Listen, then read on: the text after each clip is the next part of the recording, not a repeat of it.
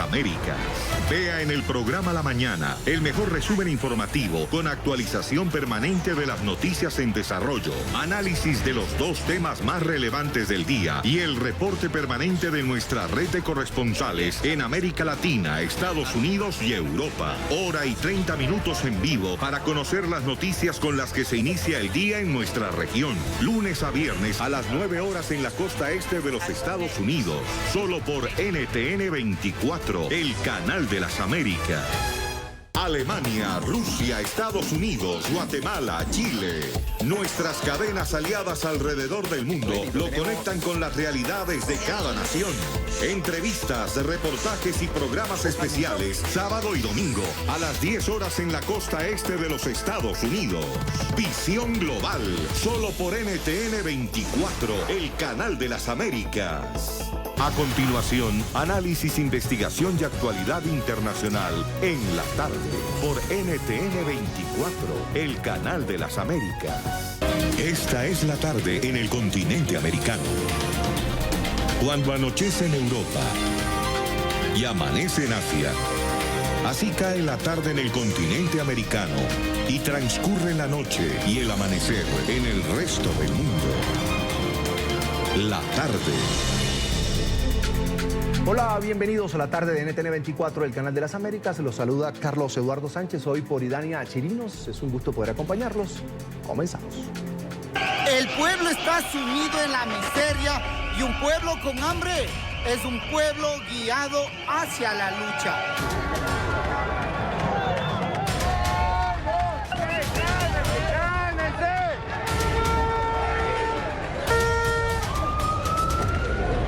Evitar que aquellos que saquearon el país sigan saqueando en otras instancias el Ecuador. No lo vamos a permitir.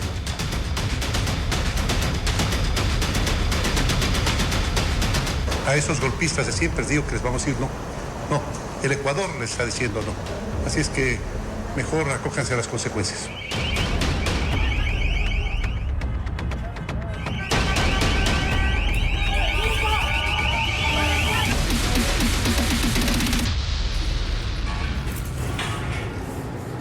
En vigencia el estado de excepción en Ecuador, el gobierno ordenó el despliegue en las calles de las Fuerzas Armadas para salvaguardar la seguridad de los ciudadanos tras los desmanes que se registraron el jueves en diferentes puntos del país por el alza en los precios de los combustibles.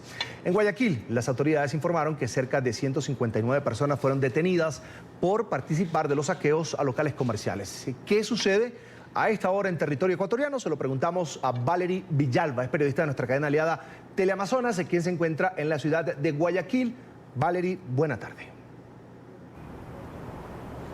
¿Qué tal, compañeros? En este segundo día de paralización de la transportación en Ecuador, luego del presidente Lenín Moreno anunciara la eliminación del subsidio a los combustibles, hay que recordar que la jornada de ayer fue una jornada bastante intensa, con manifestaciones que subieron de tono y, por supuesto, acá en la ciudad de Guayaquil, en donde se registraron varios saqueos y hechos de violencia. En un primer balance se habla de 159 personas detenidas aquí en Guayaquil por haber sido o haber formado parte de estos saqueos y hechos delictivos. A nivel nacional se habla en cambio de 350 personas que fueron detenidas por diferentes motivos. A continuación les tenemos el siguiente reportaje.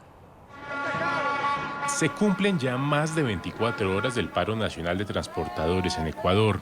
En Guayaquil, epicentro de multitudinarios saqueos, las autoridades entregaron un balance de la jornada, cerca de 150 detenidos e innumerables daños a locales comerciales. Delincuentes, eran vándalos que estaban atentando contra la seguridad de los ciudadanos, que estaban atentando contra la propiedad privada, y eso el gobierno nacional no lo va a permitir. El presidente Lenín Moreno viajó a la zona. Desde allí señaló a sectores políticos de estar promoviendo las protestas. La tarea fundamental de mi presencia acá, al igual que la de todos los señores ministros y de las Fuerzas Armadas y la Policía, es evitar que aquellos que saquearon el país sigan saqueando en otras instancias el Ecuador.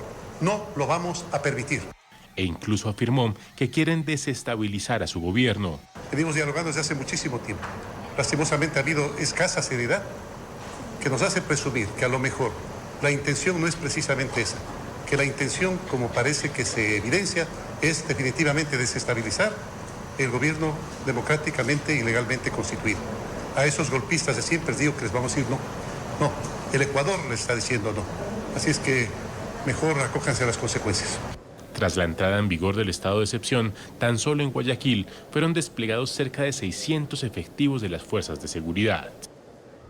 Destacar también que el presidente Lenín Moreno se encuentra en la ciudad de Guayaquil desde la noche de ayer y que en estos momentos, a esta hora, se encuentra activado el COE cantonal para devolver la movilidad y sobre todo devolver la seguridad a los ciudadanos. También importante indicar que diferentes dirigentes de las agremiaciones de transporte han sido detenidos por haber sido quienes protagonizaron en un inicio estas manifestaciones en diferentes provincias del país. Es lo que tengo para informarles hasta el momento, compañeros. Yo les agradezco. Soy Valery Villalba de Teleamazonas para nuestra cadena aliada NTN 24. Valery, gracias. Una muy buena tarde para ti, por supuesto, en Guayaquil.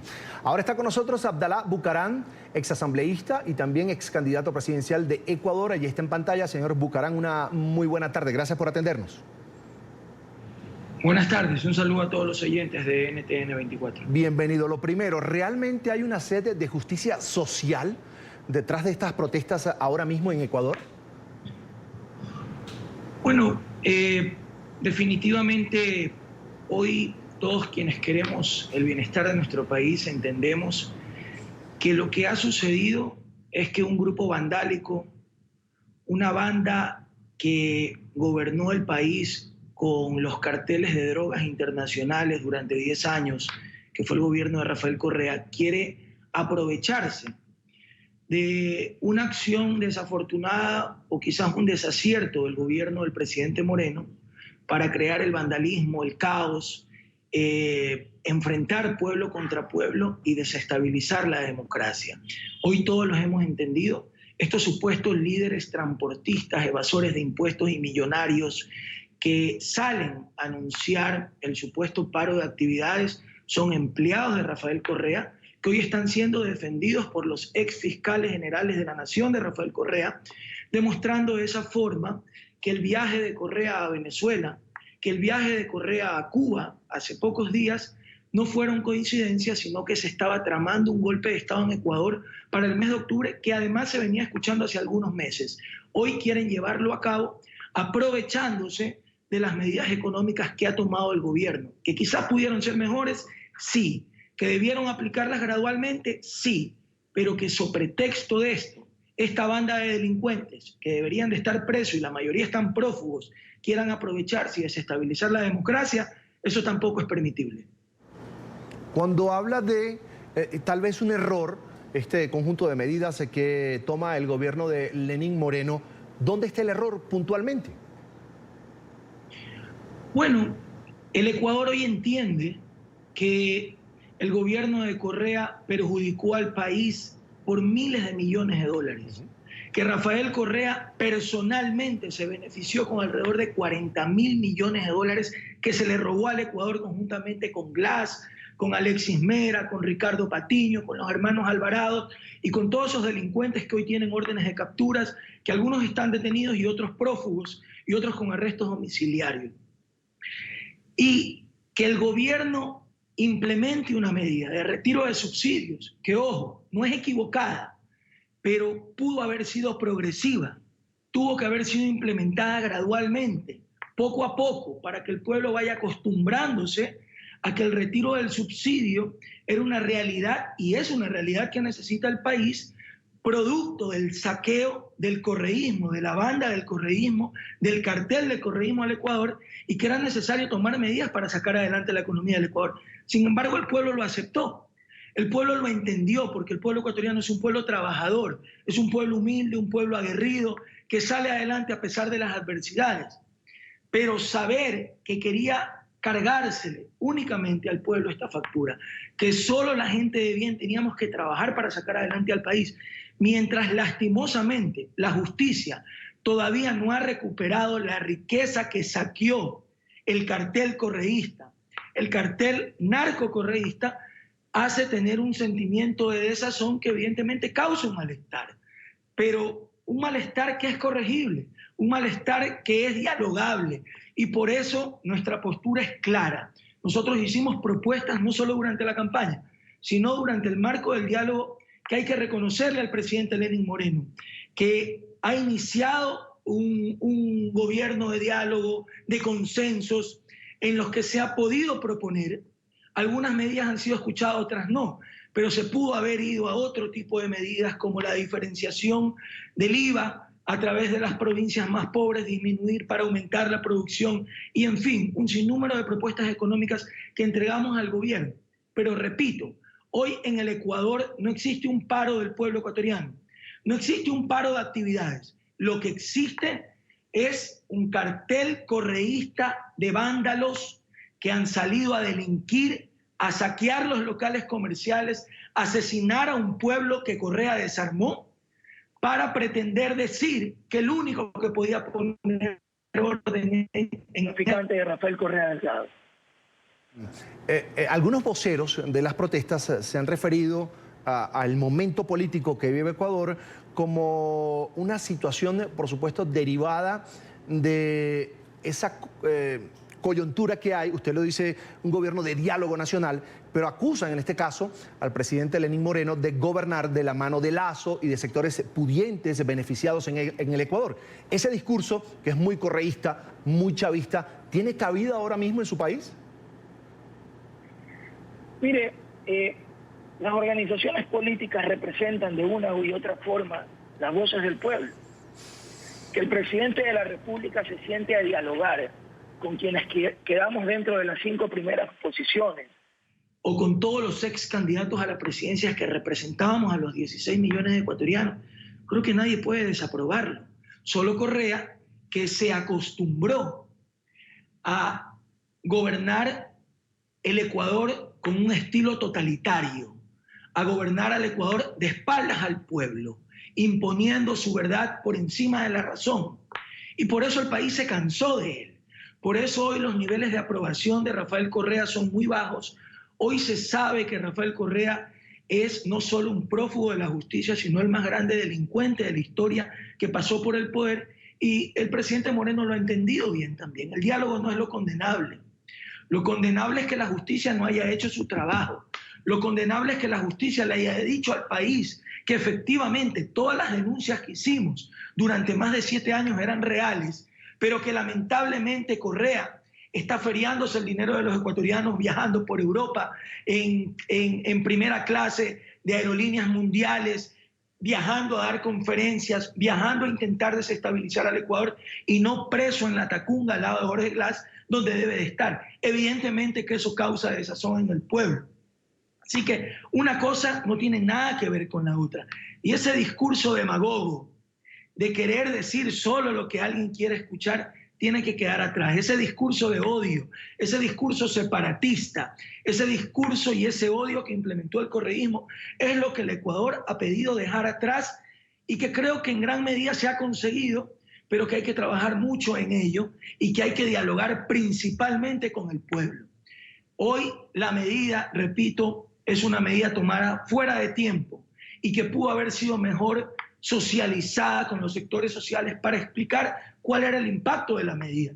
Que no es verdad todo lo que hoy dicen los miembros del cartel correísta, que no va a haber ese impacto catastrófico que dicen en la economía, porque lo que quieren Rafael Correa y ciertos sectores políticos del país es que se resquebraje la democracia, que se altere el orden constitucional para en medio del caos los vándalos puedan seguir gobernando al Ecuador.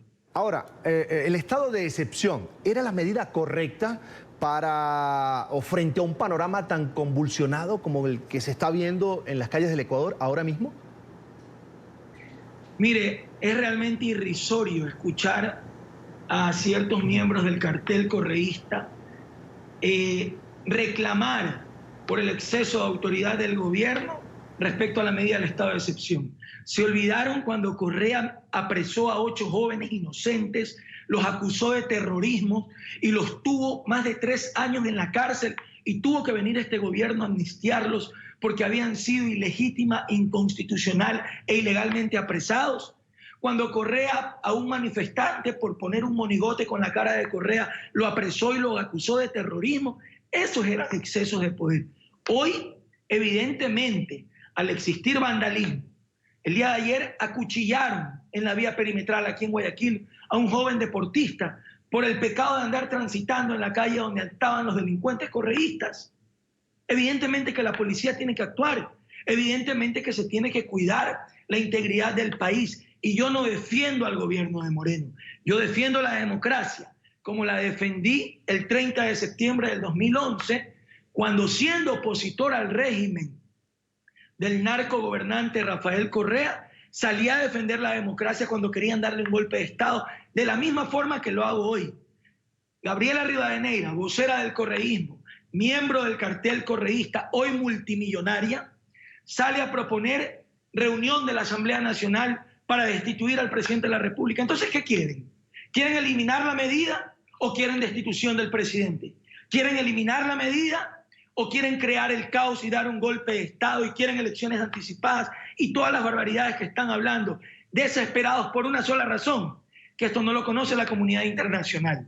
El 8 de octubre se da a cabo la audiencia de juicio de Rafael Correa Delgado por los robos al Ecuador y seguramente va a ser sentenciado si es que la justicia existe en Ecuador. Lo que no quieren es llegar a ese 8 de octubre. Lo que quieren es dar un golpe de Estado antes de que el criminal delincuente Rafael Correa sea sentenciado. Y por eso han creado todo este caos, por eso han asesinado gente y han utilizado empleados de Correa disfrazados de transportistas para salir a decir que es el pueblo que reclama contra la medida. El pueblo quiere trabajar, el pueblo necesita comer, el pueblo lo que quiere es ser escuchado y que el gobierno no tome decisiones a sus espaldas, sino decisiones consensuadas con el pueblo. Señor Bucaram, ¿cómo está el respaldo del Parlamento ecuatoriano a la democracia, a la estabilidad política del país? ¿Entienden el momento que está viviendo Ecuador?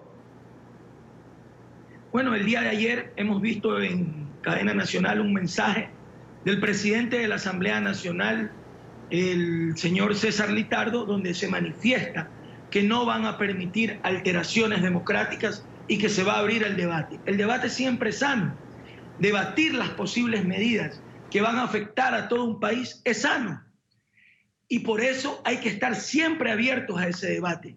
Lo que no se puede permitir es que sobre pretexto de ese debate, ciertos delincuentes disfrazados de políticos, pertenecientes al cartel correísta que gobernó el país durante una década, persiguiendo a la prensa, persiguiendo opositores políticos, encarcelando y silenciando a líderes sociales, persiguiendo y exiliando a líderes sociales sin permitirle estar legítimamente en su país, hoy pretendan aprovecharse de esta situación para querer desestabilizar la democracia. Ya el Ecuador, por la década de los 90, vivió las secuelas de romper constantemente el orden democrático y terminamos en las manos de un delincuente de Correa. Eso es lo que el Ecuador no quiere nunca más. El Ecuador quiere ver a Correa preso. El Ecuador quiere que haya justicia, y no por venganza, sino por justicia, para que pueda existir paz. Y de una u otra forma, el gobierno tiene que tomar todas las acciones necesarias, sin interceder los poderes, para que la justicia sea renovada, para que los miembros correístas que están enquistados como jueces salgan de los juzgados y exista una justicia libre que sentencie y permita recuperar la riqueza de la patria. A mí me da risa escuchar a Correa hoy venderse como El Salvador.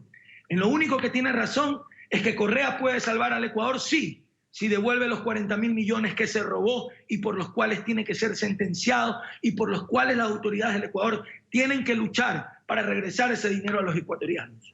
Quiero agradecer a Abdalá Bucaram, ex asambleísta y ex candidato presidencial de Ecuador, por haber compartido estos minutos con nosotros aquí en la tarde de NTN 24. Una feliz tarde para usted. Gracias a ustedes. Buenas tardes. Igualmente. Vamos ahora a la capital de Ecuador. Allí se encuentra Gustavo Ortega, es periodista de nuestra cadena aliada La Voz de América. Gustavo, ya te veo en pantalla. Una muy buena tarde. Adelante con toda la información.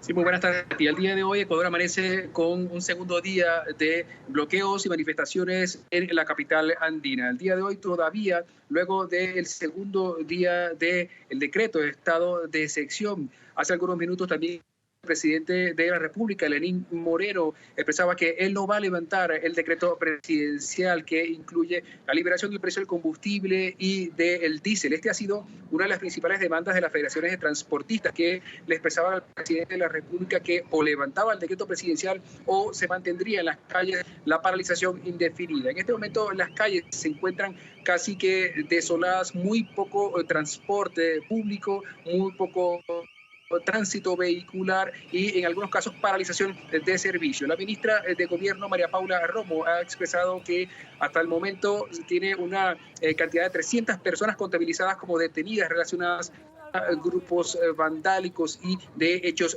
violentos. De igual forma, también el vicepresidente de la República, Otto Hosner, expresaba que se reúne inclusive con los distintos representantes de transportistas de autobuses urbanos, donde se estaría discutiendo un posible incremento del pasaje de transporte urbano, lo cual podría esto incrementar inclusive las manifestaciones en Ecuador.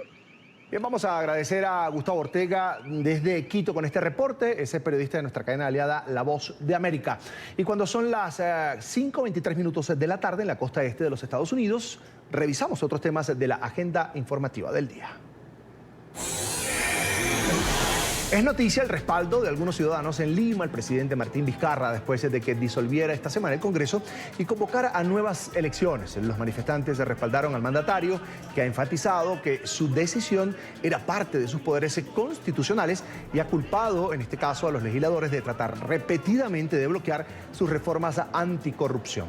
Congresistas de la oposición han acusado a Vizcarra de sobrepasar los límites de la Carta Magna. Es noticia también el grupo brasileño Odebrecht, que está en números rojos. El Banco Estatal de Brasil, Caixa Econômica Federal, pidió a la justicia que decrete la bancarrota del conglomerado envuelto en un escándalo de corrupción internacional. Este año Odebrecht solicitó acogerse a la ley de quiebras para reestructurar su millonaria deuda, que alcanza los 24.500 millones de dólares. Algunos acreedores, como el Banco Estatal, aseguran que Odebrecht ha incumplido los plazos de pago y exigen la destitución de los actuales administradores de la compañía.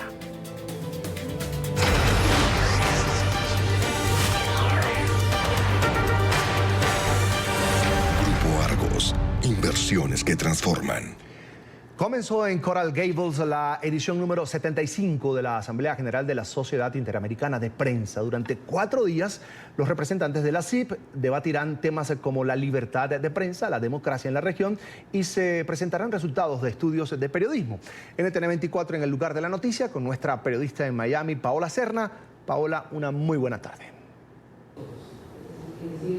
Hola, ¿qué tal? Muy buenas tardes. Continuamos aquí en el Hotel Billmore con este cubrimiento especial de la Asamblea número 75 de la Sociedad Interamericana de Prensa. El día de hoy pues se han realizado una serie de conferencias y se espera que durante todos estos días los países que son miembros de la CIP presenten un informe detallado de la situación que se vive en cada una de las regiones en materia de libertad de prensa y libertad de expresión. Hablamos con Alejandro Aguirre, él fue presidente de este organismo de la CIP y nos comenta un poco lo que se puede esperar durante estos 4 días en los cuales se realizará el evento aquí en la ciudad de Coral Gables.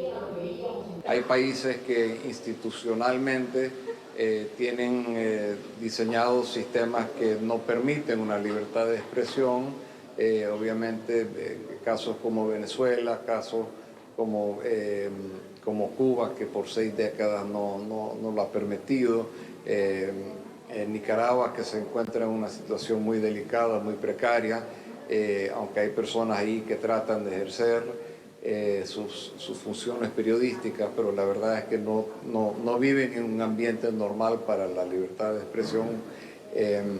Y después el tema de los periodistas que han sido agredidos, amenazados y asesinados en nuestros países, que lamentablemente sigue siendo una cosa muy dura, muy trágica en varios países como México, como Brasil, periódicos periodistas en Centroamérica. Es decir, es una cosa realmente trágica, porque uno le encantaría poder dar un informe más positiva, decir, vemos ciertas mejorías, pero en realidad no es así. Es decir, todavía existen gobiernos y fuerzas extraoficiales que buscan callar al periodista, buscan callarlos a ustedes. Hablamos también con Miguel Enrique Otero, director del Diario Nacional de Venezuela, uno de los países que se está mirando y que en los últimos años se ha mirado con detenimiento en materia de libertad de expresión y libertad de prensa. Nos cuenta la situación que viven no solo los periodistas locales, sino incluso los enviados de medios de comunicación del exterior que realizan cubrimientos en Venezuela. La represión que ha desatado el gobierno contra los corresponsales extranjeros y contra los periodistas de otros países que van a Venezuela. Ellos les tienen, para un periodista no venezolano de un medio internacional ir a Venezuela es una verdadera complicación. Y si están allá, corren el riesgo de que les roben las cámaras, de que los repriman, que se los lleven presos, que tampoco es algo que existía antes. Antes los dejaban trabajar. Los periodistas nacionales, la mayoría de los periodistas veteranos de Venezuela se han ido del país. O sea, dentro de los 5 millones de venezolanos que han emigrado, que incluye prácticamente, o sea, la mayor parte de la clase media, pues están los periodistas. Porque el desastre económico hace que no haya manera de pagar salario decente a los periodistas. Y además es riesgoso hacer periodismo en Venezuela. El periodismo en Venezuela es una profesión de riesgo. Entonces, nosotros nos defendemos porque tenemos gente muy luchadora, gente joven, en fin, gente que hace el trabajo y los otros medios, los pocos medios que quedan también consiguen gente que lo hace. Pero un periodista normal, trabajar en Venezuela no es realmente su deseo, ellos se van. Serán 4 días en los cuales se desarrollarán diversas conferencias, pero el último día, que es el día lunes, se presentará pues el balance de cada uno de los países, detalladamente de la situación que se vive en materia de libertad de prensa y libertad de expresión. El próximo lunes, el último día, se espera también que llegue aquí al Hotel Biltmore de Coral Gables el senador republicano de la Florida, Marco Rubio. La información que por ahora se genera desde aquí, doy paso a los estudios centrales, continúe con más información. Buenas tardes. Una muy buena tarde para ti, Paola, por supuesto. Muchas gracias por ese reporte. Nuestra directora de contenidos, Idania Chirinos, directora también de este programa La Tarde de NTN 24, está también allí en Florida, precisamente en la Asamblea de la Sociedad Interamericana de Prensa. La quiero saludar a esta hora. Idania, una muy buena tarde. Gracias, Carlos Eduardo. Ciertamente estamos aquí en la Asamblea Anual de la Sociedad Interamericana de Prensa, que en este momento, como ya hemos visto, escucharon el reporte de Paola, se lleva a cabo en Coral Gables, en Florida. María Elvira Domínguez, que está con nosotros, ha sido la presidenta de la Sociedad Interamericana de Prensa por este año que está ya terminando, un año de ejercicio. Es la 4ª mujer que en 75 años ocupa este cargo y ha sido la primera latinoamericana. María Elvira, bienvenida. Gracias por acompañarnos. Muchas gracias, Idania. Muchas gracias al programa La Tarde, a NTN 24. Muy complacida de estar aquí. ¿Qué te deja un año de ejercicio frente a la CIP? Mucho aprendizaje. Primero, mucho aprendizaje.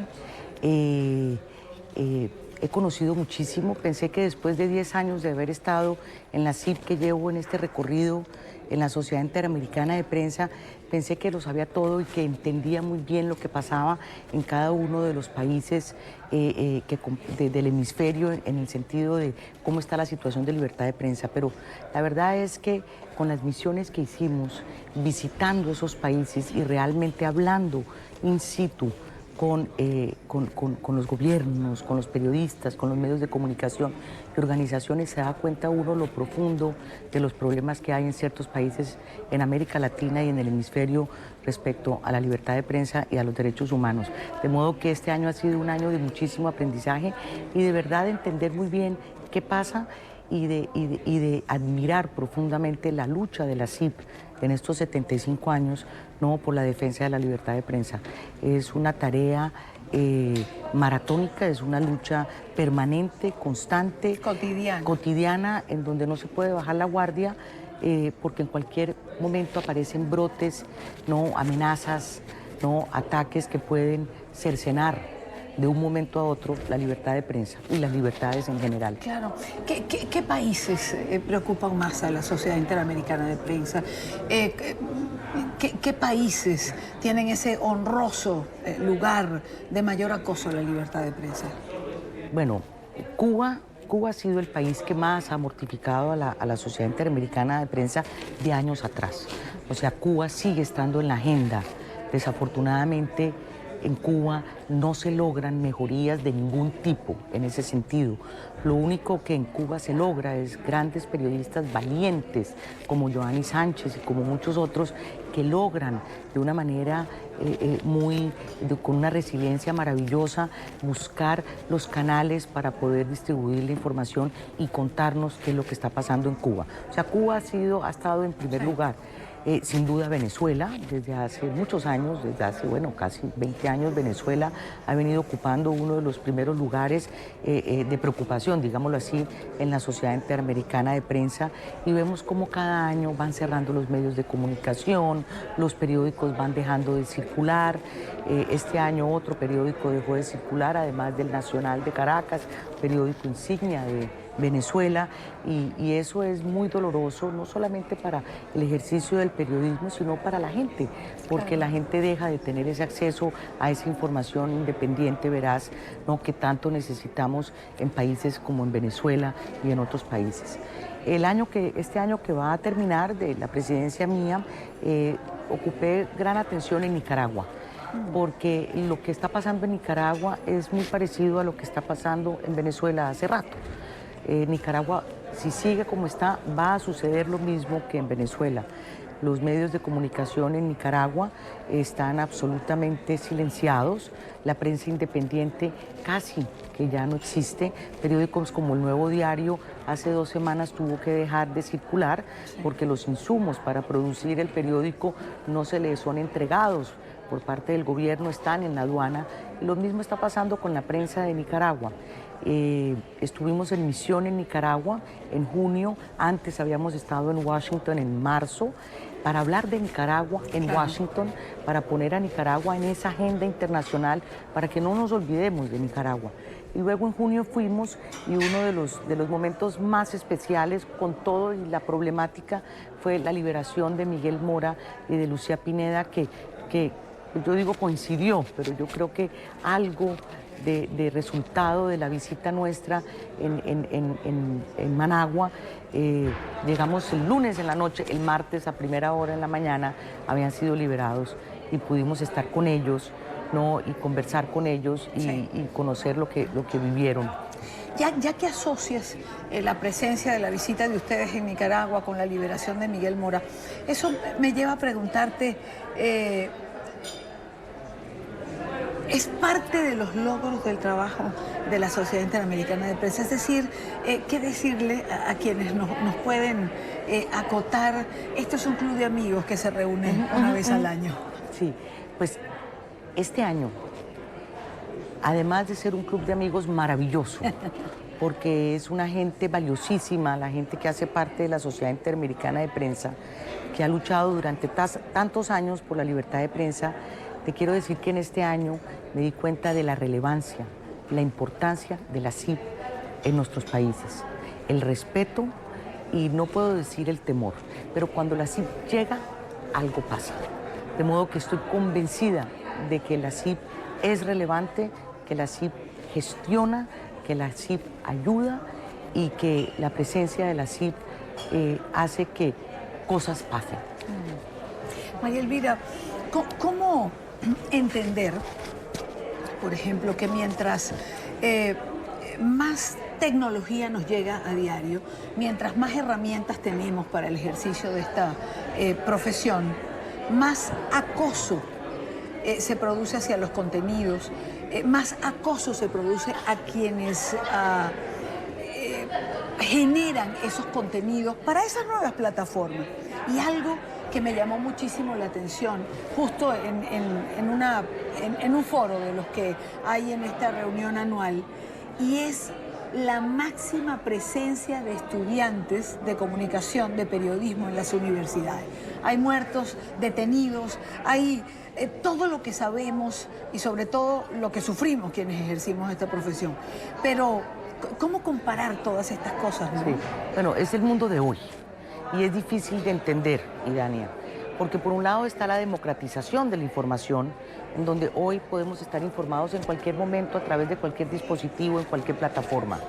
Y es ahí donde vienen esa violencia que empieza con el acoso, que podemos vivirlo en redes sociales, sí, ¿no? Los periodistas que informamos, ¿no? Que ustedes no han sido ajenas a esto, ¿no? Reciben acoso a través de redes sociales y eso se da porque precisamente hay algún tipo de anonimato allí, ¿no? Que no se sabe bien quién es que está insultando, acosando, estigmatizando, atacando, ¿no?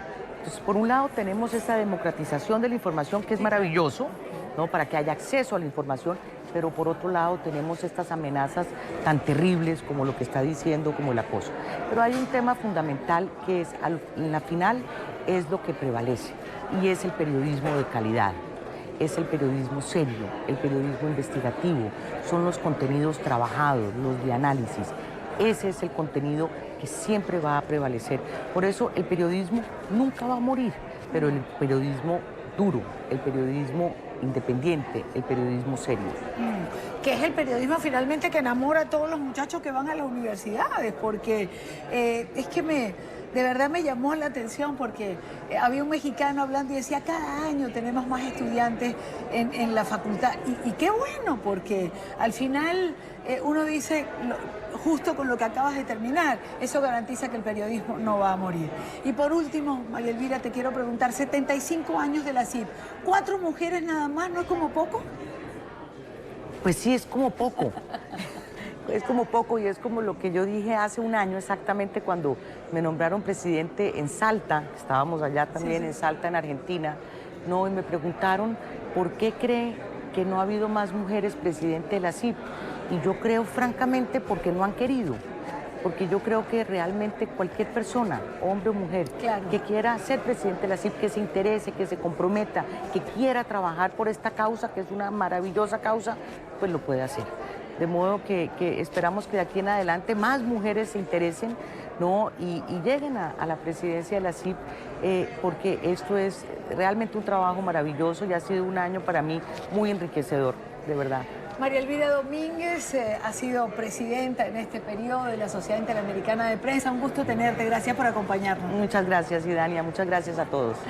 Carlos Eduardo, regreso contigo a nuestro Centro Internacional de Noticias. Gracias, Idania, por supuesto a ti y a tu invitada. Vamos así a la primera pausa aquí en la tarde para comerciales. Recuerden seguirnos en nuestras cuentas de Twitter, allí están en pantalla, @NTN24, @NTN24BE con información de Venezuela y mi cuenta personal, @CESánchezM. En minutos estamos de vuelta con más temas aquí en la tarde. El presidente de Estados Unidos, Donald Trump, dijo hoy que le enviará una carta a Nancy Pelosi, la líder demócrata en el Congreso, pidiéndole una votación sobre el juicio político en su contra antes de que el Ejecutivo entregue más documentos sobre la investigación de la polémica llamada líder ucraniana. Las declaraciones del mandatario surgen después de que el Comité de Inteligencia de la Cámara de Representantes se publicara mensajes de texto entre diplomáticos estadounidenses y un asesor del presidente ucraniano que confirman las presiones del presidente Trump a su homólogo para que investigara a su rival político Joe Biden.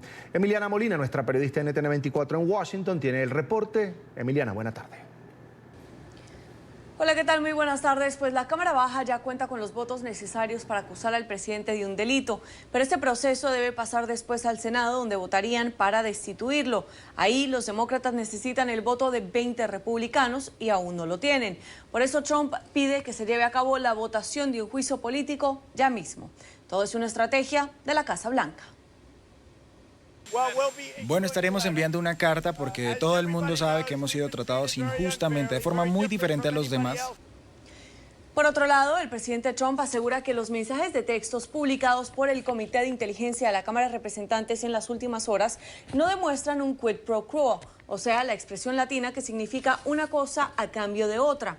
Pero es una declaración errónea. Aquí les mostraba los mensajes de texto entre Kurt Volker, ex enviado especial de Ucrania, de Estados Unidos a Ucrania, con un asesor del presidente ucraniano Zelensky. Aquí Volker dice que si llegan a un acuerdo entre la Casa Blanca y el presidente ucraniano sobre la investigación de lo ocurrido en 2016, refiriéndose a la investigación de los Bidens, pues entonces tendrán una reunión asegurada con el mandatario estadounidense Donald Trump en Washington. De hecho, ya la Fiscalía General de Ucrania investiga a Burisma Capital, la empresa donde trabajaba el hijo de Joe Biden. Trump dice que está preocupado por la corrupción de los Bidens, pero legisladores aseguran que no tiene fundamentos. Hemos estado haciendo un fantástico trabajo todo sobre mí. Se trata simplemente de la corrupción. Estamos intentando saber qué pasó y desde el 2016 estamos haciendo un gran trabajo. Estamos investigando la corrupción, no investigamos la campaña de Biden. En esta misma carta, los legisladores dicen que escriben para expresar las graves preocupaciones sobre este caso sin precedentes, especialmente sobre las acciones del presidente Trump, pues aseguran que la Casa Blanca avanza con una campaña de desinformación para normalizar las acciones del Ejecutivo. Se nota, ¿verdad?, que hay una manipulación y están ocultando realmente lo que ha pasado. Entre estas acciones del Ejecutivo está el claro ejemplo en las últimas horas donde vemos a un presidente desafiante pidiéndole públicamente a China que también investigue a los Bidens. Hoy el Comité de Inteligencia de la Cámara de Representantes se reunió con el inspector general de la Comunidad de Inteligencia, Michael Atkinson. Es conocido por mantener un bajo perfil no partidista. Atkinson recibió la denuncia anónima sobre la polémica llamada entre Trump y el presidente de ese país y la consideró una amenaza creíble y urgente. Y es por eso que no solo se reunió hoy con legisladores, sino que se ha estado reuniendo en las últimas semanas para informarlos a estos sobre la importancia de esta denuncia. Todo esto se ha llevado a cabo a puerta cerrada. Esta es toda la información que tenemos desde Washington. Emiliana Molina para NTN 24. Emiliana, la justicia de Ucrania se pronunció sobre las sospechas de corrupción en las que estaría involucrado Hunter Biden, uno de los hijos del precandidato presidencial demócrata Joe Biden. El fiscal general de Ucrania aseguró que hasta el momento no hay pruebas que inculpen directamente al segundo hijo del ex vicepresidente de los Estados Unidos. Sin embargo, enfatizó en que existe al menos una quincena de expedientes penales en los que podría estar implicada la empresa de gas Burisma. Hunter Biden se incorporó a la junta directiva de esta compañía en mayo del 2014, a pocas semanas de que su padre, el entonces vicepresidente de la Unión Americana, realizara una visita oficial a Ucrania. Además, se señaló que la reapertura de las pesquisas no se deben a ninguna presión política. Estamos llevando a cabo una auditoría de todos los casos de alto perfil que fueron retirados o considerados por el personal de la Fiscalía anterior y después de revisar esos casos, comprenderemos qué decisiones pueden ser aceptadas y cuáles deben ser tomadas. Ninguno de los políticos, funcionarios u otras personas extranjeras o nacionales me llamaron o trataron de influir en mis decisiones en algún proceso penal en particular.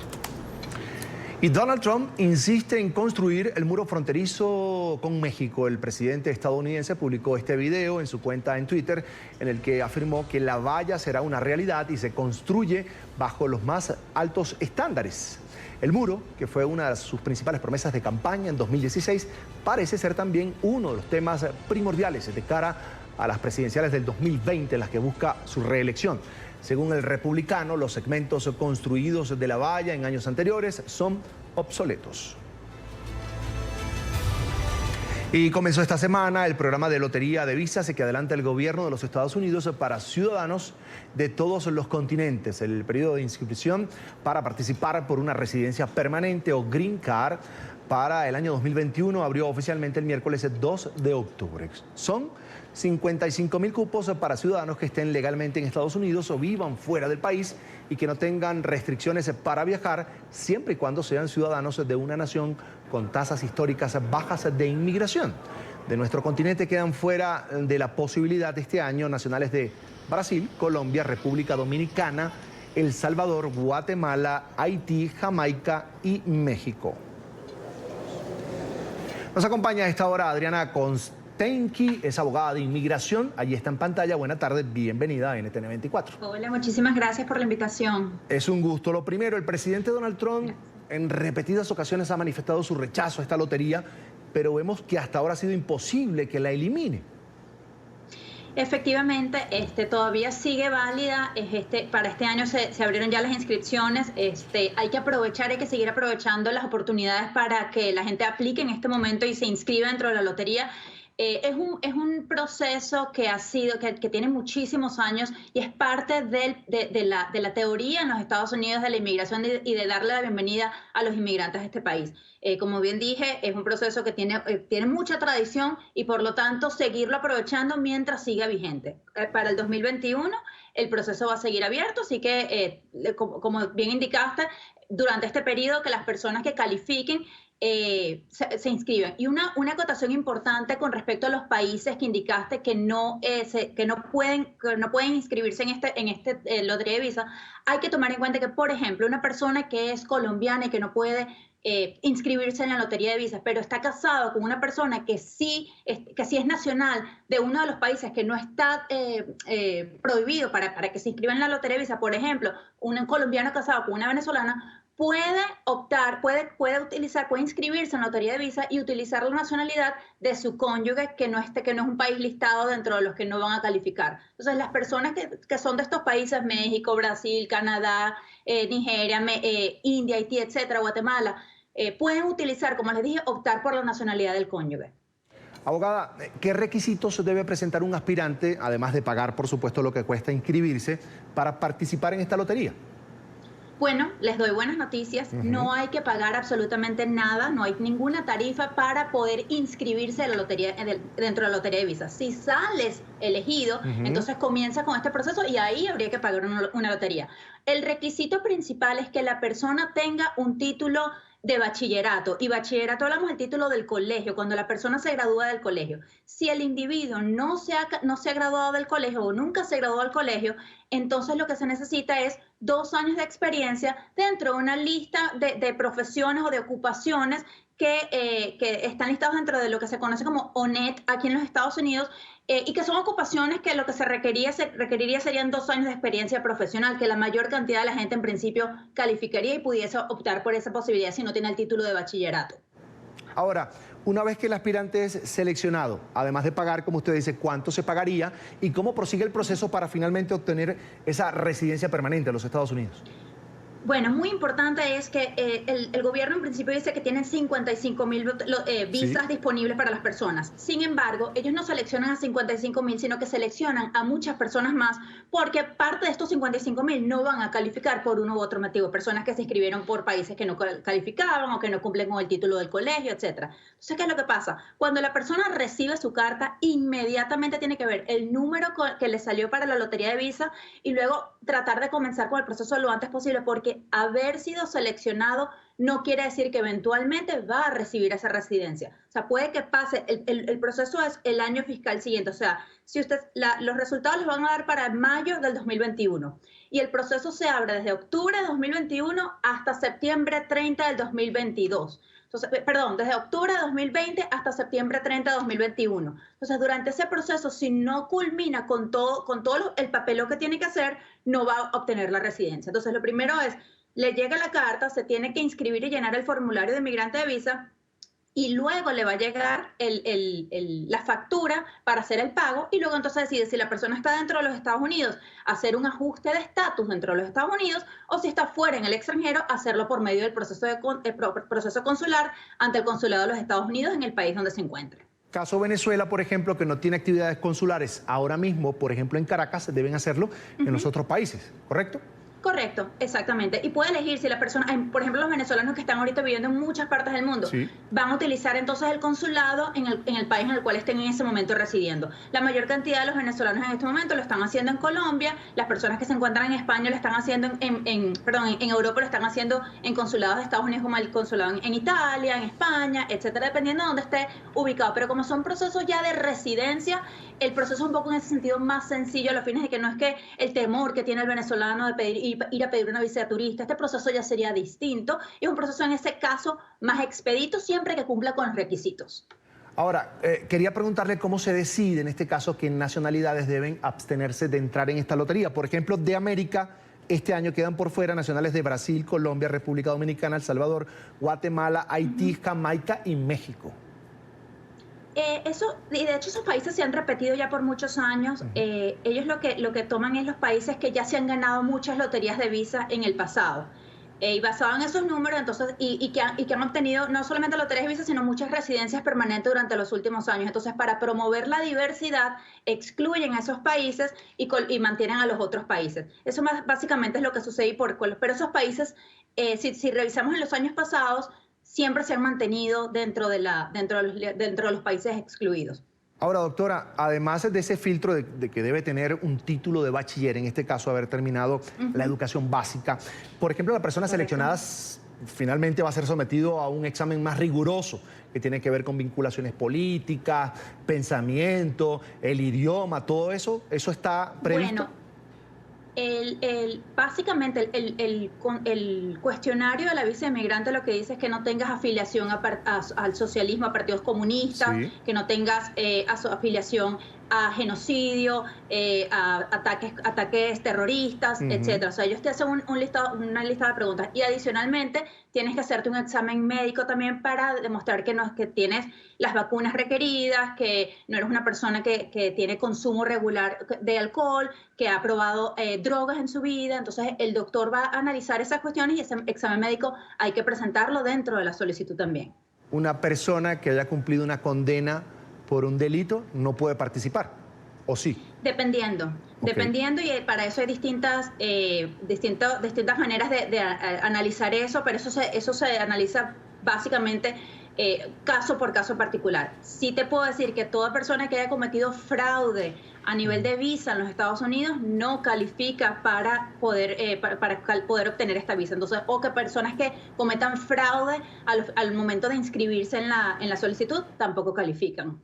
¿Debe tener la persona aspirante una asesoría, por ejemplo, legal de un abogado en Estados Unidos o no? No es necesario, sin embargo, es recomendable para la segunda etapa. O sea, inscribirse en el proceso de la lotería no se necesita un abogado, la persona se puede inscribir en la página web y hacerlo bien. Pero ya cuando pasa a la segunda etapa, lo importante es, si va a contratar a alguien, contrate a un abogado. En este país no se necesita abogado para nada, no es un requisito. Sin embargo, lo importante es que si la persona necesita asesoría, siempre se recomienda que se asesore entonces con un abogado, que es la persona que lo va a representar y va a poderlo asistir durante todo el proceso. Sobre todo si la persona tiene algún tipo de historial criminal, si la persona tenía algún tipo de historial dentro de los Estados Unidos, etcétera, es recomendable asegurarse de que cumple con los pasos y los pasos que se necesitan resolver antes de la obtención de esa residencia permanente para que no se la vayan a negar. Ese beneficio también cobija a la familia directa, esposo e hijos. Sí, si la persona ya está casada al momento de solicitar el registro, debe incluir a toda su familia, su cónyuge y a sus hijos. Si no incluye a su cónyuge, luego no lo va a poder, y gana lotería, luego no lo va a poder incluir dentro del proceso. Ahora, si yo estoy soltera, hago mi solicitud y luego durante el proceso de aquí a que me elijan, me caso, esa persona va a poder beneficiarse del proceso también de la lotería de visa, porque el matrimonio ocurrió después de haberme inscrito en la lotería. Bien, vamos a agradecer a Adriana Kosatenki, es abogada de inmigración, por haber compartido con nosotros estos minutos aquí en la tarde de NTN 24. Abogada, gracias. Una feliz tarde para usted. A la orden. Hasta luego. Feliz tarde. Hasta pronto. El Partido Nacional de Honduras recibió $100.000 provenientes del narcotráfico en el año 2009 para apoyar la elección de Porfirio Lobo a la presidencia de la República y la reelección de Juan Orlando Hernández al Congreso de la Nación Centroamericana. Así lo dijo hoy el narcotraficante guatemalteco Víctor Hugo Díaz, testigo cooperante de la Fiscalía de Nueva York en el juicio por narcotráfico contra el hermano del actual presidente de los hondureños. En la Corte Federal del Distrito Sur de Nueva York está nuestro periodista Alejandro Rincón. Ahí está en pantalla. Alejandro, buena tarde, te escucho con atención.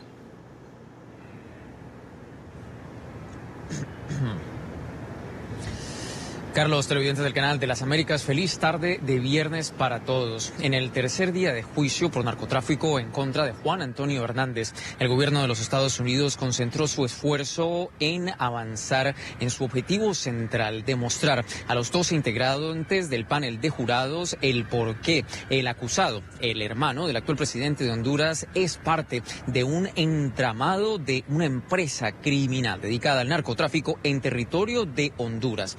Todo ha venido por cuenta de un testimonio que ha sido clave hasta el momento para el surgimiento de explosivas revelaciones. Este narcotraficante capturado en Ciudad de Guatemala, quien sirve ahora como cooperante del gobierno de la Unión Americana. Es en este contexto en el que, por ejemplo, ese narcotraficante reafirmó en distintas oportunidades, como por ejemplo, pagó fuertes sumas de dinero al acusado, $5,000, $10,000, en alguna oportunidad hasta $50,000, con el objetivo de que él les entregara a las estructuras criminales información privilegiada, con el objetivo de que ellos pudieran evadir la acción de las autoridades. En este mismo contexto, también en el transcurso de este viernes surgió una nueva explosiva revelación que afecta directamente al mundo de la política en Honduras. El Partido Nacional, de acuerdo con la declaración de este testigo cooperante, aportó $100,000 a esta coalición política con el objetivo de respaldar las campañas que en su momento condujeron a la presidencia a Porfirio Lobo y a un segundo término en el Congreso hondureño a Juan Orlando Hernández, quien es ahora el jefe de Estado de los hondureños. Y para todo este caso que ha sido planteado han sido determinantes un conjunto de pruebas que ha presentado el gobierno de los Estados Unidos, a las cuales NTN 24 ha tenido acceso. Y les contamos a continuación cuáles han sido algunos de los argumentos claves presentados en contra del acusado. Estas son las 4 rutas principales empleadas para el tráfico de cocaína a través de Honduras, según las autoridades.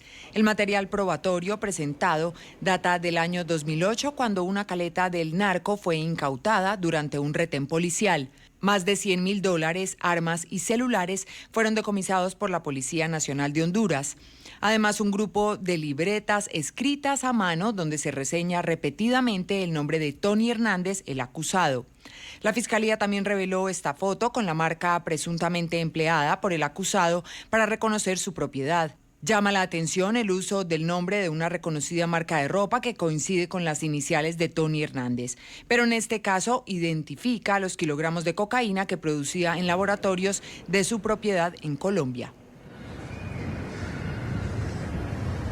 Por el momento ha concluido ya la tercera jornada del proceso por narcotráfico en contra de Juan Antonio Hernández y se espera que el lunes resuma este proceso con la presentación de otros importantes testimonios, entre ellos otro testigo cooperante del gobierno de los Estados Unidos, quien también estuvo involucrado en operaciones de narcotráfico en territorio hondureño. También se esperan las declaraciones de un experto de la DEA y también de otros agentes que hacen parte de todo el esquema de seguridad de los Estados Unidos, quienes van a aportar elementos adicionales en este proceso aquí en la Corte Federal del Distrito Sur de Nueva York, desde donde hemos reportado en vivo para ustedes esta tarde de viernes. Carlos, es todo por ahora. Continúen ustedes con más en el Centro Internacional de Noticias. Alejandro, una feliz tarde para ti, por supuesto, en la gran... La persecución a los políticos que se oponen al régimen de Venezuela no cesa. Además de quienes están encarcelados y con procesos abiertos ante la justicia chavísta, muchos parlamentarios están hoy en el exilio. Recientemente esos legisladores se reunieron en Bogotá con la participación de más de 20 diputados del legislativo venezolano. Por varias vías y aún fuera del territorio venezolano buscan discutir las acciones para trabajar en favor de la redemocratización y el cese de la usurpación en Venezuela. En esta parte del programa nos acompaña Juan Pablo García, diputado venezolano, quien fue sentenciado por el Tribunal Supremo de Justicia madurista. Es miembro también de la Dirección Nacional del Partido 20 Venezuela. Diputado, una muy buena tarde. Gracias por aceptar esta invitación. Buenas tardes a ustedes y gracias a ustedes porque después de un mes y tantos días fuera del país, pude salir de las garras de esos asesinos. Hoy estoy hablándole al pueblo de Venezuela, a ustedes acá, al mundo y a Venezuela, que debe estar oyendo también, viendo este programa. Diputado, el 12 de agosto, el Tribunal Supremo de Justicia, que responde a los intereses en este caso del madurismo en Venezuela, emite una orden de captura en su contra, ¿correcto? Sí. Ahí comenzó la tragedia, cuéntenos. Allí, orden de aprehensión, se me allanó la inmunidad parlamentaria ilegalmente, porque ellos no tienen facultad ni condiciones para allanar la inmunidad a nadie. Yo sigo siendo diputado en Venezuela, en Colombia y en cualquier parte del mundo, porque para mí esa asamblea, ese TCJ ilegítimo no existe, porque está usurpando funciones. de administración de justicia, al igual que está usurpando Nicolás Maduro. Yo quiero decirle al mundo que sepa y que entienda que lo que se está viviendo en Venezuela es una catástrofe, es una aberración, es una barbarie como nunca visto en el hemisferio y cuidado que en el mundo, porque estamos en presencia de una banda de asesinos, de una banda de criminales, todo auspiciado y con la alcahuetería, y perdón la expresión, del régimen cubano, quien es el que domina al títere de Nicolás Maduro Moro. Ellos son más de 60.000 funcionarios cubanos, están infiltrados en Venezuela, han invadido a Venezuela y tienen socavado todas las ramas del poder público. Ellos son el mal que se instaló en Venezuela. Toda la vida quisieron ponerle la mano a Venezuela y por medio de estos traidores hoy son los que gobiernan el país. Una vez que se emite esa orden de aprehensión, ¿usted qué hace? ¿Qué pasa con su familia? ¿Cómo planifica salir del país, sabiendo que por los aeropuertos tradicionales no podía hacerlo? Bueno, es algo fuerte para uno. Primero que la separación de la familia le duele a cualquiera. Sí, claro. Yo soy padre de 5 hijos, mi esposa, sufrimiento para ellos fuerte, para los amigos, para todo. Bueno, pero como pude, lo hice. Gracias a Dios hoy estoy aquí y no estoy en las mazmorras, allá en las cárceles venezolanas, donde los presos, donde hay 407 presos políticos, por cierto. Fue una odisea. Tuve casi 25 días aislado, incomunicado, pero logré llegar a Venezuela, a Colombia, y hoy está aquí dándole las gracias, pues, a Colombia por la protección, si se quiere, que está haciendo con uno, que es la hermandad entre los países, y que yo creo que hoy se justifica la presencia de los venezolanos en cualquier parte del mundo, porque lo que está pasando en Venezuela es sumamente grave. Y de aquí me he llamado la atención al mundo democrático. No podemos seguir en retórica. Yo creo que es el momento de actuar. Cada día, cada segundo, cada hora que pasa el régimen en Venezuela se traduce en muertos. Hoy, en este momento, han fallecido miles de niños, cientos de niños, perdón, por no haber comido porque no hay medicina. Y te puedo explicar que en mi estado Monagas, donde soy representante y de cuál fue el que me eligió como diputado en 2 periodos consecutivos, hasta el mes pasado, más de 105 niños muertos por desnutrición y por ausencia de alimentos. ¿Cómo será en el resto del país? Porque las cifras ellas no las dan. Entonces, el llamado es el mundo, que no hay alimento, no hay medicinas, la inseguridad, la inflación, presencia de terroristas en el país, están socavando, están matando a un pueblo. Son 30 millones de habitantes que están en riesgo. Pero no solamente son los 30 millones de habitantes que están en riesgo, es el hemisferio completo. Por eso, yo les pido al mundo y les doy las gracias a ustedes hoy por haberme invitado acá, para que oigan esta voz, que es la representación también del pueblo. Es momento de actuar en Venezuela. Demos el ejemplo, porque si no frenamos esto a tiempo, será el continente, el hemisferio completo, que mañana padezca lo que está padeciendo Venezuela. Con ese mismo asombro, diputado, que usted habla o trata de manifestar ese mensaje, de llevar ese mensaje al mundo entero, como dice usted, de lo que en realidad ocurre en Venezuela, con ese mismo asombro muchísimas personas, políticos, ciudadanos, fuera de Venezuela, ven lo que pasa en el país.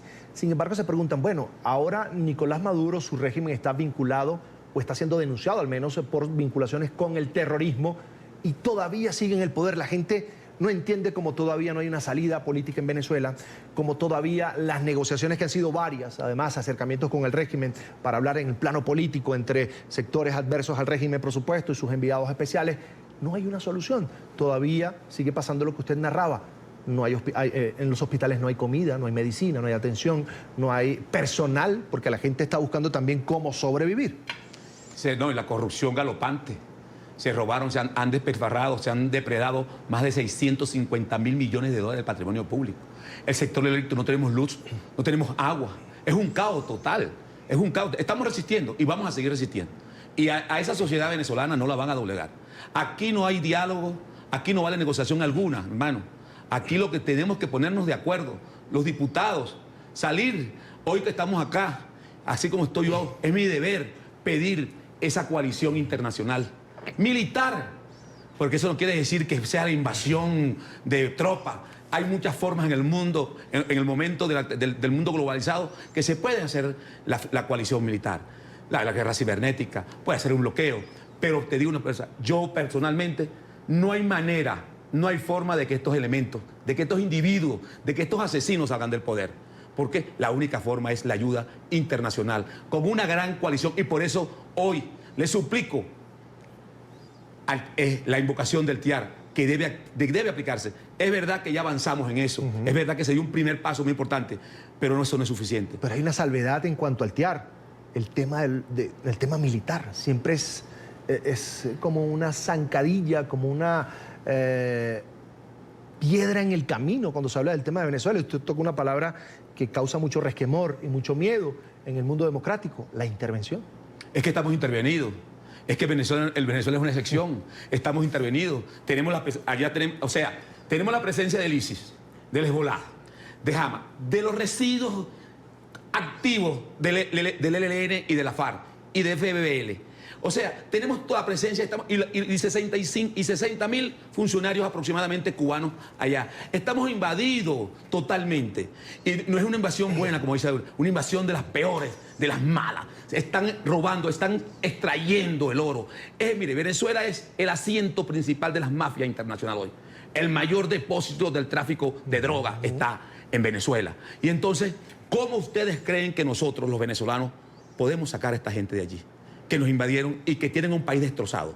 ¿Cómo creen ustedes? ¿Es que acaso podemos sacar a los terroristas con votos? ¿En qué parte del mundo se ha sacado y se ha combatido a los terroristas por el mundo? ¿O es que estamos esperando que un misil estalle en Miami, en Washington, en Colombia, en Brasil, en Perú, para poder actuar? En este momento yo soy claro, estoy claro, no hay forma de controlar esto. La única forma es una coalición internacional a los fines de defendernos, a los fines, pues estamos en estado de necesidad, para que vuelva la paz a Venezuela y para reconstruir el país que dejaron destrozado. 5 millones de venezolanos hoy están fuera del país, huyendo de su país buscando calidad de vida, y podemos llegar en diciembre a 8 millones de venezolanos. 5 millones están afuera y podemos llegar a 8 millones de venezolanos. Esa es una catástrofe. Es un problema mundial. Mundial, señores. ¿Y cómo lo atacamos? A estos elementos les importa sanciones. No es suficiente las sanciones. Les importa que el pueblo se muera de hambre. Han hecho tanto daño que les da temor salir de este país y prefieren estar en el país porque saben lo que han hecho. Y por lo tanto no hay diálogo alguno que pueda. Son 10 diálogos que hemos tenido.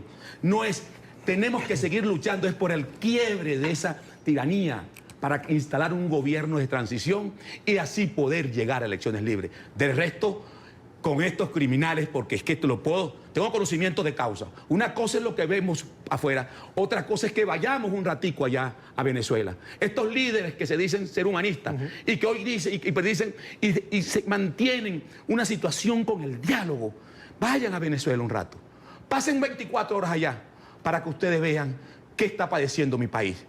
Los tipos que se apoderaron de todo. Los cubanos están allí metidos. Los cubanos son los principales actores, junto con Nicolás Maduro, Diosdado Cabello, Michael Moreno y el empresario Gorrín, por no decir todos los demás. Es una pandilla de malandros que están allí. ¿Y cómo, conjuntamente con el ala terrorista internacional, cómo creen ustedes que podemos los venezolanos? Por eso mi llamado al mundo, hay que actuar ya. No podemos, los venezolanos no aguantamos más. Y mi llamado al mundo es ese. Y yo creo que en este momento tenemos una herramienta en las manos importante, que es el Tratado Interamericano de Asistencia Recíproca. Es el principio de protección del mundo, de los países democráticos, el R2P. Por favor, actúen, que puede ser muy tarde. Diputado, usted decía, las sanciones no son suficientes. No bastan. Y muchos se preguntan eso precisamente, venezolanos, políticos de afuera, de Venezuela, dicen, bueno, ¿cómo ha logrado sobrevivir económicamente, financieramente, el régimen de Nicolás Maduro cuando ha sido sancionado, no solo por Estados Unidos, por varios países, por Canadá, por la Unión Europea? Sí, es el narcotráfico, hermano. Son los terroristas. Es el mercado negro. Allí están ellos metidos. Es eso. Y es un país que un país que llegó a ser rico, un país que llegó a ser uno de los principales, con las mejores, y cuidar que la primera reserva de petróleo del mundo, del gas. Un país que tiene todos los recursos naturales para salir adelante, y cómo destrozaron un país en 20 años. Que tiene recursos hídricos y la gente no recibe agua en su casa, por ejemplo. Tenemos las reservas del agua principales del mundo ahí en Venezuela. No tenemos agua. Se robaron el dinero, despilfarraron. La corrupción es uno de los delitos que mayor de violación de derechos humanos terrible. Quien viola los derechos humanos es un corrupto, porque roba el dinero de la gente, roba el dinero de la sociedad, ¿vale? Y eso es lo que han cometido. Allá hay una mezcolanza de todo ese tipo de cosas. Es el terrorismo internacional que está en un país establecido, un país rico. Imagínate unos terroristas, unos criminales manejando un país rico. Y con el poder político. Y con el poder político. Y militar. Y militar, porque las Fuerzas Armadas, que sí hay una reserva moral, pero que muchos están presos. Otros están sometidos por el G2 cubano. Ahí están, los tienen lo que llama uno ya criollamente la pistola en la nuca, a los familiares, amenazan a todo el mundo. Entonces, ellos también destrozaron las Fuerzas Armadas. Ahí son más de 3.000 hombres armados al servicio del régimen, asesinos, criminales, pranes. Eso es lo que compone las Fuerzas Armadas Nacionales. Por eso, ¿cómo podemos nosotros que no tenemos armas? Pero si no tenemos armas, seguirán en el diálogo, seguirán negociando, y Maduro dirá algunas veces, sí, cómo no. Le haces 20 propuestas y las acepta toditas y al final dice se levanta y no. Y siguen pasando el tiempo y sigue pasando. Es la estrategia del comunismo, es la estrategia del tirano. De oxígeno. Es la bombona de oxígeno. Cada día que pasan en el poder es ganancia para ellos. Y nosotros no podemos seguir cayendo como tontos, señores. El llamado es a los dirigentes también a que se enserien, a que se comprometan, a que asuman su responsabilidad con el país de una vez por todas. Y es el momento de todos unidos pedir esa ayuda internacional con contundencia. Déjense de esos complejos patrióticos ortodoxos, que si me invaden, que es apátrida. ¿Qué es lo que está sucediendo en Venezuela? En Venezuela hay un estado de necesidad. En Venezuela se tiene que recurrir a la fuerza internacional. No es para una guerra. ¿Quién ha dicho eso? Es para defender a 30 millones de venezolanos, pero también para defender al hemisferio completo, que en cualquier momento puede ocurrir una catástrofe de orden internacional grave. Ya la región está afectada por la migración, usted lo decía. El próximo año pueden ser ya 8 millones de venezolanos. Así mismo, 8 millones y más. Y eso es un problema para Perú, y eso es un problema para Ecuador, y eso es un problema para Brasil, y eso es un problema para la hermana República de Colombia, y para los Estados Unidos, y para el mundo también. Diputados, recientemente regresaron a la Asamblea Nacional los diputados de la bancada de Maduro, del Partido Socialista Unido de Venezuela. Que según tengo entendido, siguen desacato según el Tribunal Supremo de Justicia, que responde a los intereses, por supuesto, del madurismo. ¿Ha cambiado en algo? ¿Qué puede cambiar, hermano? ¿En qué puede cambiar, hermano? Ese es otro error garrafal. Ellos no son diputados, ellos pidieron su investidura. Muchos aceptaron. Por falta, por lo menos, por no asistir. Abandonaron ya por falta, abandonaron el cargo. ¿Por qué? Porque estuvieron 2 años, 5 meses sin asistir a la Asamblea Nacional. Pero muchos de ellos legalmente no pueden también pedir su investidura, porque muchos de ellos aceptaron cargos en el régimen, cancilleres, gobernadores, ministros, y los otros se fueron a la Asamblea Nacional Constituyente. Eso es una forma de ejercer la función pública, de apariencia de función pública, y nuestra jurisprudencia y doctrina dice que ellos también son funcionarios públicos, porque causaron efectos jurídicos, y hoy la sociedad venezolana está padeciendo muchas cosas por las decisiones de la Asamblea Nacional Constituyente. Por lo tanto, no tienen investidura, no podían regresar a la Asamblea Nacional. Fatal error, que lo que puede crear es una implosión en el Parlamento y agravar la situación del país. Por lo tanto, nosotros nos oponemos en la fracción de 16 de julio a la incursión de nuevo de estos malandros, que aparte de esos, y le digo malandros, le digo delincuentes, porque ellos son cómplices también de todos los asesinatos y de toda la catástrofe y de toda la aberración que está pasando en Venezuela. De la muerte de Fernando Albán, del asesinato de Fernando Albán, del asesinato de Oscar Pérez y sus amigos, sus compañeros de lucha, pero también del asesinato del capitán de fragata Arévalo, Acosta Arévalo. Cómo los han matado vil y cruelmente, por decirte 3, pero van más de 300 asesinatos, miles de desaparecidos, 407 presos políticos actualmente. Los torturan, los violan y también van contra la familia. Esos asesinatos no pueden olvidarse nunca, porque eso es el ejemplo clave y claro de lo que está pasando en Venezuela. Han desaparecido 25, más de 60 pemones allá en el estado Bolívar. Se han adueñado, han destrozado el arco minero. Entonces, ¿cómo hacemos, señores? Yo quisiera que ustedes me dieran la respuesta. No es Chile, señores, con Pinochet, porque Pinochet pudo tener los defectos, pero allá no había una mafia criminal, allá no había presencia terrorista, allá no había narcotráfico. Es contra eso lo que estamos luchando. Por eso tenemos que ser claros con el mundo internacional, con el mundo democrático, con el hemisferio completo. Es el momento de actuar en Venezuela para defender a 30 millones de venezolanos, pero también para defender al hemisferio completo. Quiero agradecer a Juan Pablo García, ese diputado venezolano, fue sentenciado por el Tribunal Supremo de Justicia, emitió este Tribunal Supremo de Justicia que responde a las órdenes de Nicolás Maduro, una orden de captura en su contra, tuvo que salir de Venezuela, está en Colombia, pudo sacar a su familia afortunadamente y ha reiterado el día de hoy cuál es la situación de quienes en Venezuela se oponen a las políticas del régimen de Venezuela, se someten a la persecución, por supuesto, de las instituciones del Estado, de los cuerpos de seguridad y, por supuesto, de algunos paramilitares, así los llamo yo, a estos colectivos que están armados y que responden a las órdenes del partido de gobierno en Venezuela. Diputado, si quiere agregar algo más, un mensaje a los venezolanos que, como usted, hoy están fuera de Venezuela tratando de sobrevivir. Yo describí hoy lo que pasa en Venezuela, pero eso no quiere decir que no tengamos la esperanza de que vamos a volver a Venezuela. Nosotros vamos a recuperar la democracia en Venezuela. A este pueblo no lo doblega nadie, ni lo doblegará nunca. Estamos resistiendo y seguiremos resistiendo.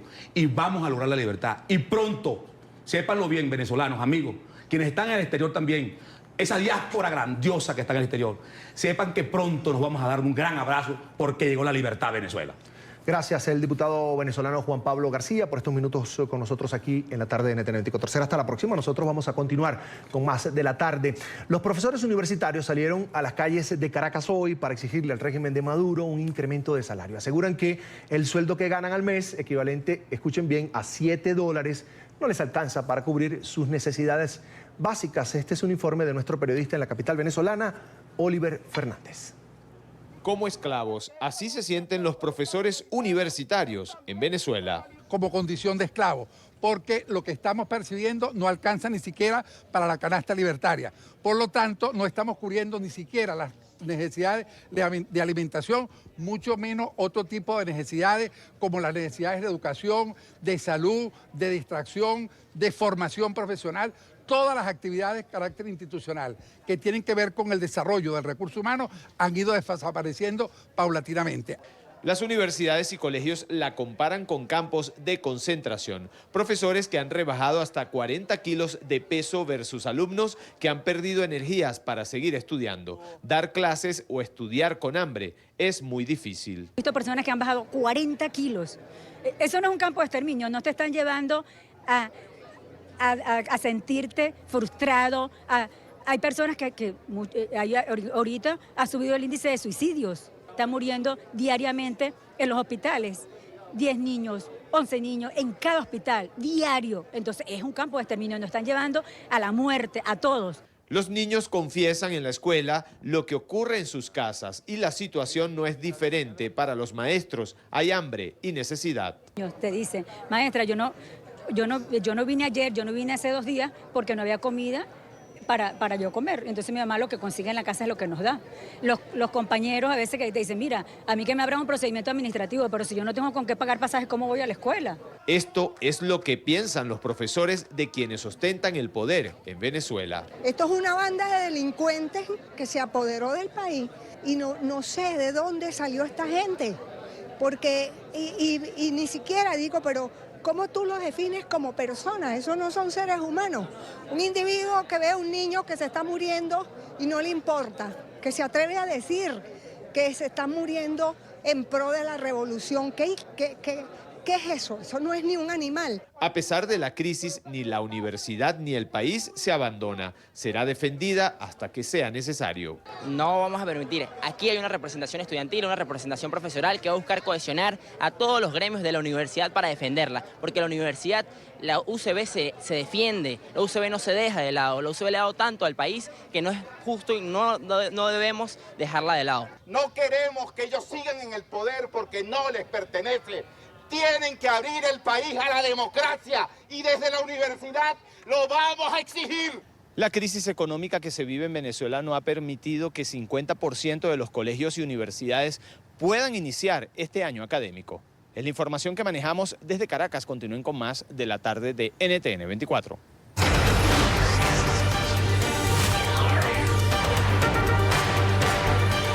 Volvemos a Coral Gables. En Florida avanza la Asamblea General de la Sociedad Interamericana de Prensa número 75 y Dania Chirinos, nuestra directora de contenidos, se sigue con los protagonistas de la noticia.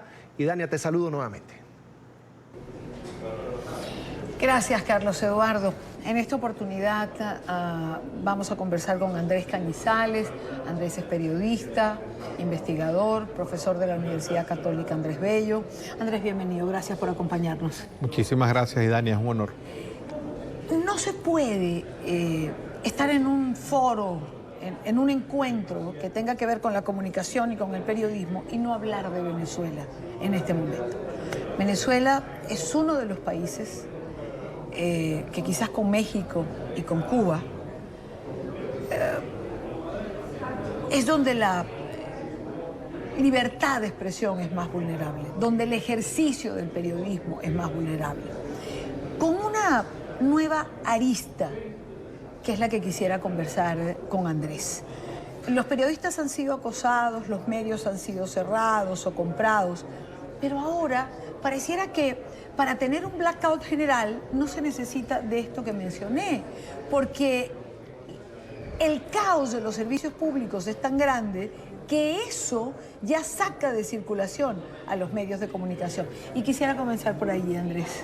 Gracias, Idania. Y yo creo que eso es algo bien interesante porque todo el caos que padecemos quienes vivimos en Venezuela, la falta de servicios básicos, obviamente afectan a la población en su día a día, pero también, digamos, una situación como la que se ha vivido recientemente en Maracaibo, donde no solamente hay un racionamiento, sino que hay cortes eléctricos de 12 horas continuas, eso obviamente saca del aire a emisoras de radio, emisoras de televisión locales, dificulta cualquier posibilidad incluso de que la ciudadanía acceda a información, porque ya después de tantas horas sin energía eléctrica no hay ninguna planta, eléctrica que te resista para darte un servicio por tantas horas seguidas.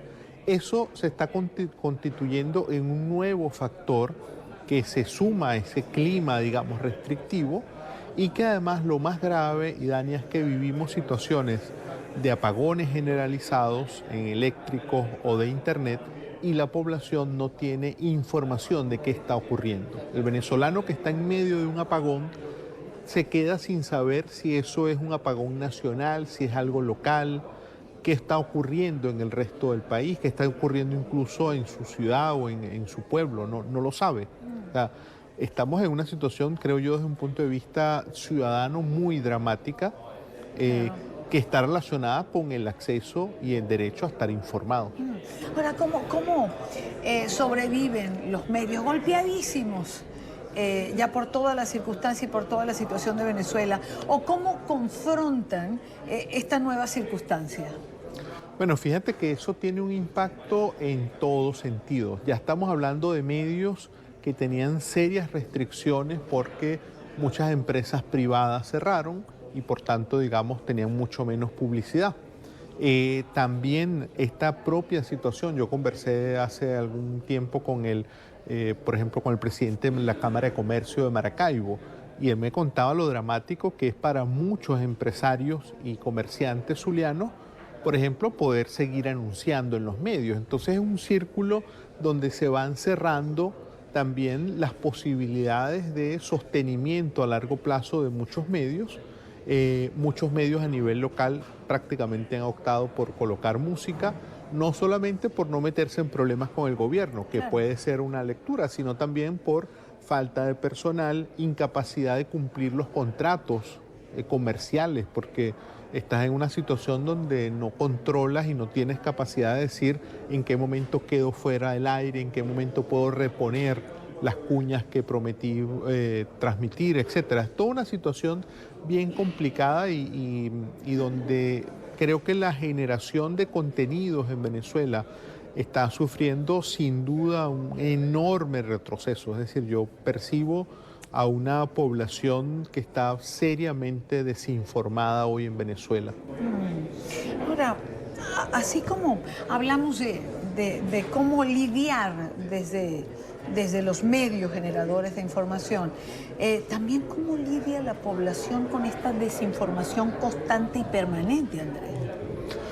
Se ingenian, se generan grupos alternativos donde la gente comparte información, no solamente información de lo que está ocurriendo a nivel nacional, sino lo que ocurre en su entorno, grupos donde el WhatsApp, por ejemplo, ha tenido hoy un papel protagónico. Creo que también se están dando iniciativas de medios locales por no solamente brindar información por las redes convencionales, sino que también están yendo a mensajería de texto, al uso del WhatsApp, a potenciar otras maneras de brindar información. Hay una experiencia muy importante en Venezuela, pequeña pero importante, que es el Bus TV de estudiantes universitarios que se montan en los buses y leen los titulares. Sí. Además tienen una especie de caja que asemeja a un televisor. Se montan en el bus, se ponen la caja, ellos están en el centro y desde allí van dando titulares. He sabido, por ejemplo, de comunidades donde de nuevo se volvieron a las carteleras en un barrio para poder informar cosas que son de interés para la comunidad, por ejemplo. Todo eso está ocurriendo, es decir, yo creo que ha habido obviamente estamos en una situación muy complicada, claro, pero al mismo tiempo creo que hay una búsqueda de no rendirse. Y en esa búsqueda de no rendirte, tú eres investigado.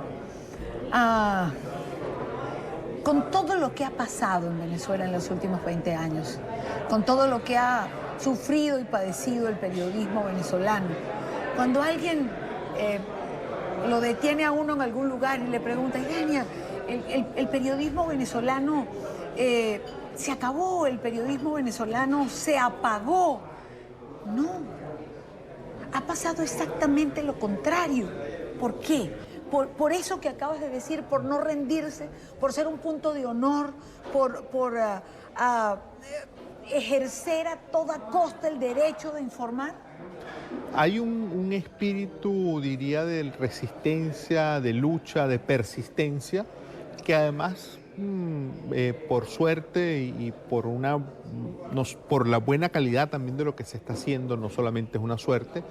Hoy observamos cómo muchos medios y periodistas y proyectos periodísticos venezolanos están siendo premiados a nivel internacional. Si uno observa, yo el otro día hice un trabajo donde registramos por lo menos prácticamente 2 docenas de premios en los últimos 2 años a medios y periodistas venezolanos que están ejerciendo desde Venezuela y que son premios internacionales. Yo creo que eso es una señal de que se está haciendo un trabajo digno, que se está haciendo un trabajo comprometido con la sociedad y con la información, y al mismo tiempo uno encuentra que efectivamente hay otro elemento que conversábamos fuera de cámara: han emigrado muchos periodistas de Venezuela, claro. La crisis ha impulsado a que muchísima gente se vaya del país, pero también uno observa que o se mantienen personas que persisten a lo largo del tiempo o se incorporan jóvenes a muchos de esos proyectos y están poniendo lo mejor de sí. Yo creo que una buena manera de definir el periodismo venezolano, si alguien me pidiera que lo definiera con una palabra, sería una que Andrés acaba de utilizar: compromiso. Yo creo que eso define exactamente al periodismo venezolano: compromiso, adentro o afuera. Compromiso. Y con esa palabra me quedo.